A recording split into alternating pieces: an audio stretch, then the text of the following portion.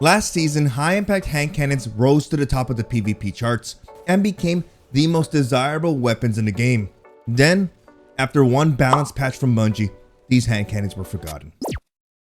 But in today's video, I'm going to be giving you the reasoning behind why these handcannons are still deadly, what are things you should be doing to improve overall effectiveness in PvP, and which handcannons you should be using and what perks are viable for each of these non-sunset high impact handcannons.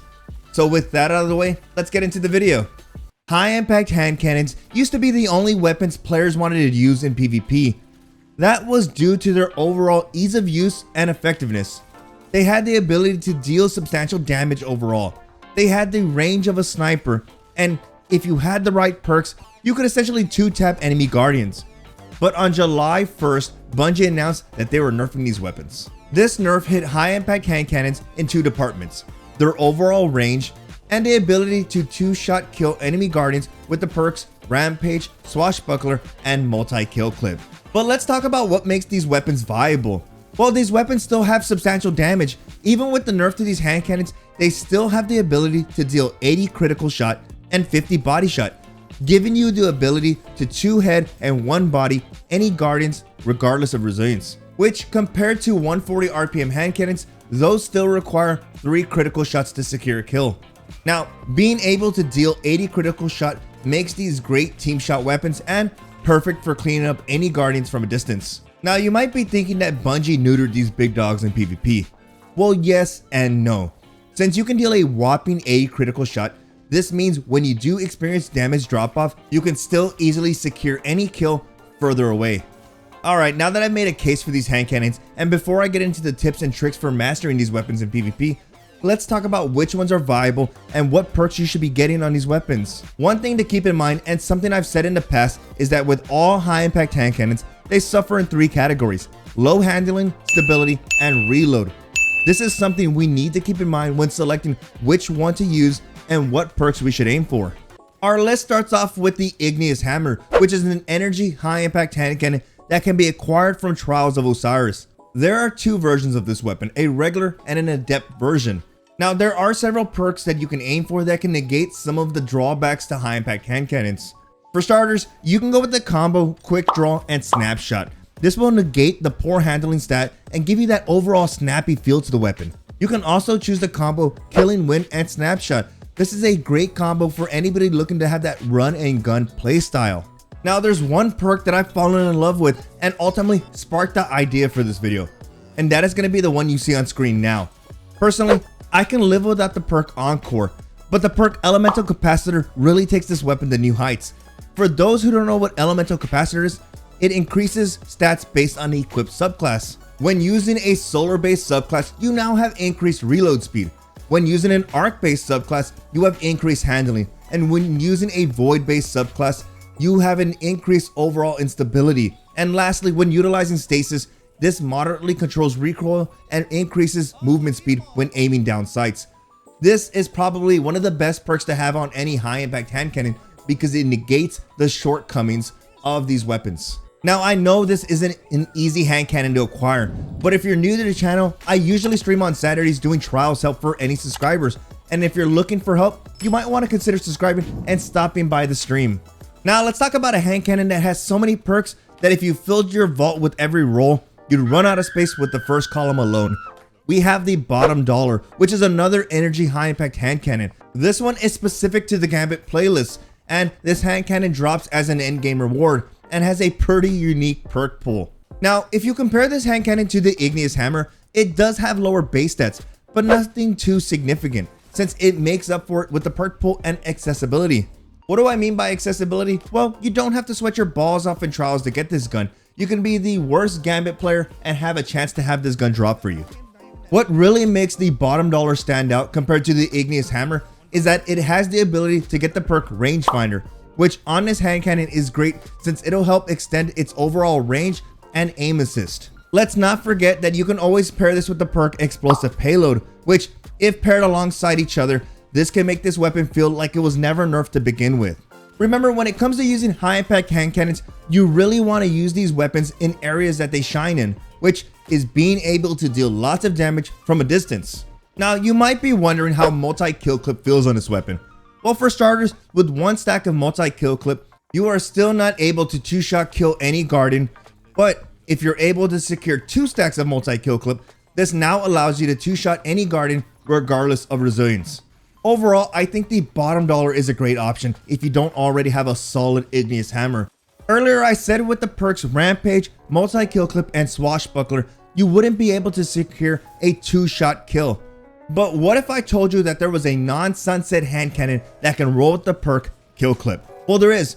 That hand cannon is none other than the Loud Lullaby, which is a kinetic high impact hand cannon, which can be acquired by completing the quest Essence of Brutality. Now, let's point out the biggest drawback to this weapon. It has the lowest base stats out of all the hand cannons on our list today. If you stack that to the already low base stats that come with high impact hand cannons, then you might be turned off on trying to grind for this weapon. But let me reassure you that if you can get this weapon to roll with the perk kill clip, it is well worth the low base stats. Being able to easily secure a kill with 2 shots is really enjoyable and can make for some fun play sessions. Okay, you might be asking, how difficult is it to roll with kill clip? well, this hand cannon perk pool is extremely small compared to the bottom dollar, and you can target farm this weapon, which will guarantee you a drop of this weapon, unlike the bottom dollar, which is completely RNG base. I would say that if you do get this weapon, I'd aim for the perk Surplus, which can really negate the poor reload speed and possibly a reload masterwork, both of which can really allow you to take full advantage of the perk kill clip. Now, this next hand cannon on the list is the easiest and hardest to grind for. That's right, super easy to farm for this weapon, but super difficult to get.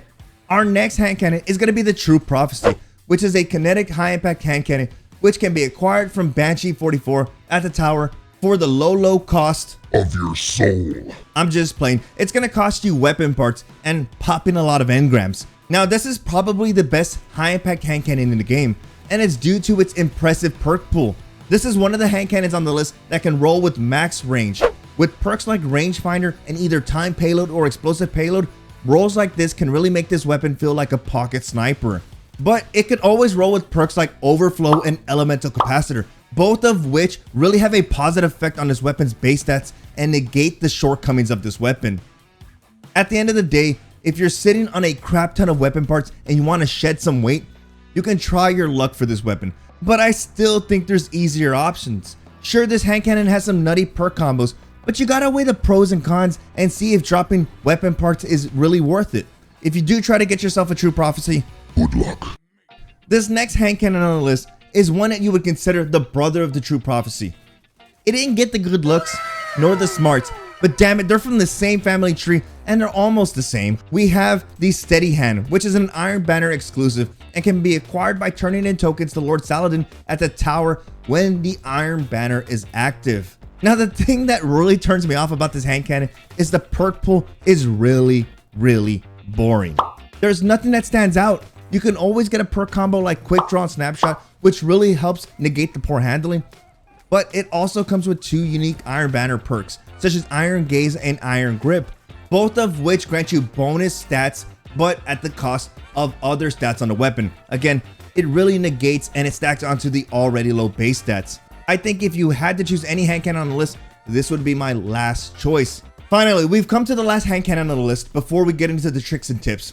And this one doesn't have any cool perks going for it. It might be exotic, but it doesn't have any crazy exotic intrinsic perks. But damn it, it is a force to reckon with in PvP. We have the exotic kinetic weapon, the Sturm. This one has it all. Compared to all the other hand cannons on today's list, the Sturm outshines all of these weapons on the list. All of the negatives that come with high impact hand cannons doesn't apply to the Sturm. This weapon doesn't have that sluggish feel that comes with all high impact hand cannons, and it really holds its own at all ranges. I think if you have the Sturm in your vault and you haven't tried it since the hand cannon nerf, then you might want to pull this out and give it a spin in PvP. Okay, alright, I gave my reasoning why 120s are still competitive. I talked about which ones you need to get your hands on and which perks you should aim for. But what about tips? For starters, if you have any available slots in your armor, I highly recommend you apply hand cannon mods, such as hand cannon targeting, hand cannon reloader, and unflinching hand cannon. All of these mods are going to help with the negatives that come with using high impact hand cannons in PvP. Also, when it comes to using 120 RPM hand cannons, you really need to be glued to cover and only expose yourself when you're ready to deal damage. With cover in mind, peak firing is going to be the difference between you staying alive and securing a bunch of kills, or standing out in the open and losing lots of winnable gunfights. Lastly, when using high impact hand cannons, it's always best to try to land the first shot on your enemy. Since you do have a slower RPM compared to adaptive frames, if you get into a 1v1 duel and your enemy lands the first shot on you, you are at a huge disadvantage. This is why peak firing and landing the first shot are the pillars to using these guns. Overall, just because these hand cannons got nerfed a little bit doesn't mean they're not usable in PvP. Keeping these perks in mind and the tips and tricks, guys, these are great hand cannons and you need to be using them. But with that, I hope you enjoyed the video, and if you did, feel free to leave a like, which lets me know to make more content like this. If you're new to the channel, feel free to hit that subscribe button for more Destiny 2 videos, and don't forget to turn on notifications. Again, I really do appreciate everyone stopping by and hanging out. I hope you all have a good day, and I will see you in the next video.